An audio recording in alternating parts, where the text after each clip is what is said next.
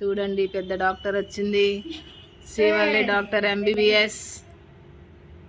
చూసారా అబ్బా వాళ్ళ మమ్మీ ఎక్స్ప్రెషన్స్, అబ్బా చూసారా ఏదో పొట్ట కోసి ఆపరేషన్ తీసినట్టు ఎక్స్ప్రెషన్స్ ఇస్తుంది వాళ్ళ మమ్మీ. శ్రీవల్లికి ఎంత హ్యాపీగా ఉన్నదో. జింగ్ జింగ్ అమేజింగ్. చెప్పు.